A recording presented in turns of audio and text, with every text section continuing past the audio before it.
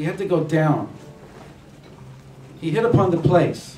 I capitalized place. Capital P, capital L, capital A, capital C, capital... The place. He spent the night there because the sun had already set. Taking stones from the place, he set them around his head and lay down in that place. He dreamt, and behold, a ladder was set to earth, and its summit reached to heaven. Behold, God's angels ascended and descended upon it.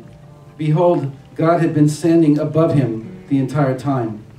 When he realized that he was in God's presence, God then said to him, I am Hashem, I am God, the God of Abraham, your grandfather, the God of Isaac. To you and your descendants I give the land upon which you are lying. Skipping 2 sentences, Yaakov awoke from his sleep. Hashem, Hashem, the infinite one, the eternal one, is truly in this place. But I did not know it. Va'anochi lo yadati.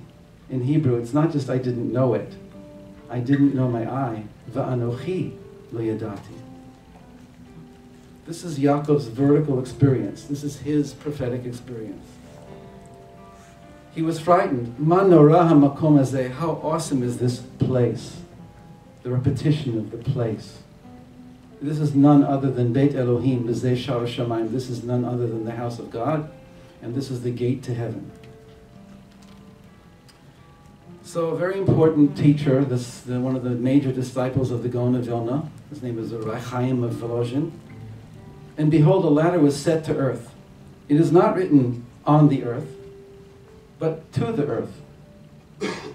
V'hinei sulam mutzav arza, which is Mitzrayma, Yerushalayma. The hey at the end of a word is Le'Yerushalayim, La'aretz, Le'Mitzrayim.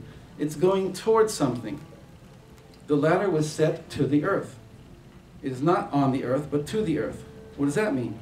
We learn from this that its main root, its point of origin, was in heaven, like a rope ladder, which is lowered down from above. It's not the ladder we usually picture.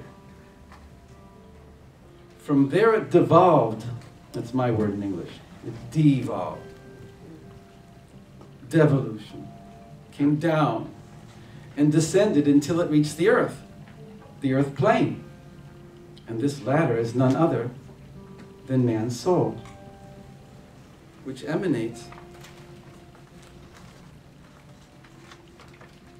as it were.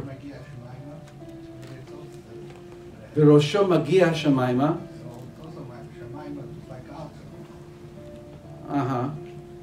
If you start from below, it reaches up to the heavens. If it starts from below, from above, it's interesting. It's a two.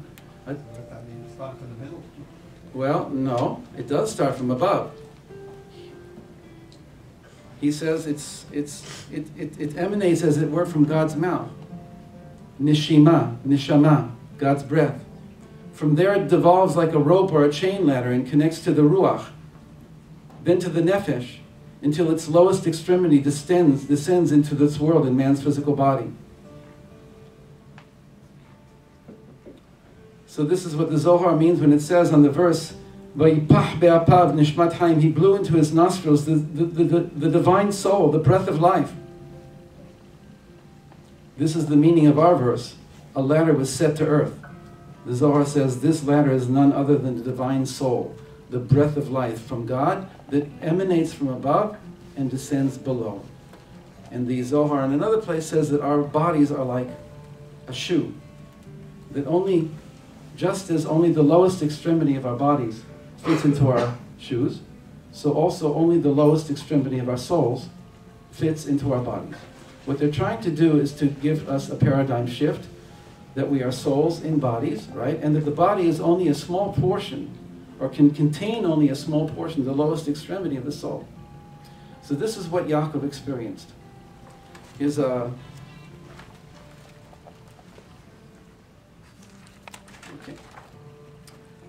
But let's get deeper, right? And let's develop this a little bit more.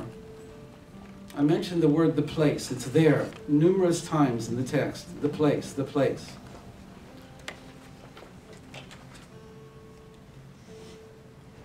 He hit upon the place. So the rabbis have a very strange tradition. They say, verily the Holy One is the place of the world. The world is not his place. And they bring it on this verse. Well, wait a second. He got to a place in the physical world. Okay, it's a very special place. But they're jumping over a very important idea, that it's just a place. And of course, in this place, then, and as it would be in the future as well, this place is where the high priest would go in. This place is where all the prophets concentrated on. And they experience God in the most intense way. But they skip over that, and they just say, he hit upon the place, he experienced God. So stay with me for a moment. First, in two places, the Talmud makes the claim that the Holy Ark and the Holy of Holies of the temple did not take up physical space. Very strange place. Second, during the period of the prophets, the cheruvim, or the cheruvim on the ark in the Holy of Holies were the focal point of all prophetic inspiration. In the Bible it's written, I will commune with you there, Moses, speaking to you from above the ark cover, from between the two cheruvim that are on the ark of testimony.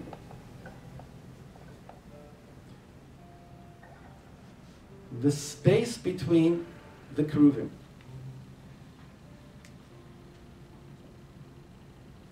In a minute, you're going to see that it's right here. Even another tradition from the Zohar, the Even Shtiyah, the foundation stone, it's considered the center point of the Earth's surface, the virtual point from which the entire planet spread forth in all directions. And it took up no space, the ark that was on there. And the two cheruvim, which were above that, they were the space within, they were the place where infinite came into finite. So something is going on there at every level. On the foundation stone, the ark that's there between the cheruvim. This is what Yaakov meant when he said, truly God is in this place, but I did not know it. So this is what I have to read you now. Put yourself in Yaakov's place. He's in a deep meditative trance. He's done everything that his father, his grandfather, and his teachers have taught him to enter the prophetic state. He's quieted down his mind and entered deeply within in order to ascend to the top of the ladder of his soul. Because the only way to get to the top of that ladder is by going in. He prepares for this by starting at the base of his spine, the human counterpart of the Even Shtiyah, sunk deeply into the earth, here.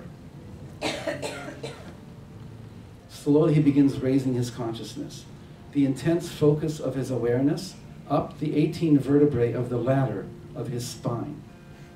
At the top of his spine, he stops to focus and waits to be allowed to enter the Holy of Holies of his brainstem. Hashem is truly in this place. Hashem is truly in this place. He enters and moves up into the middle brain, the membrane between the tablets of the covenant, the right and left hemispheres of the brain, all the way to the top, to the space between the cheruvim. Somehow we are in the image of the temple.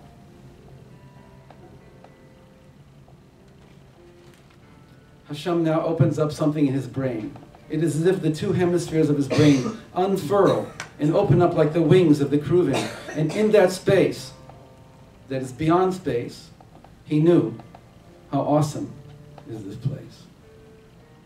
We embody this. We don't have to go to the temple. We are a temple. That temple is the collective temple of all of the earth. It's the spot, the one spot. But it's because of that spot that each one of us can be a spot.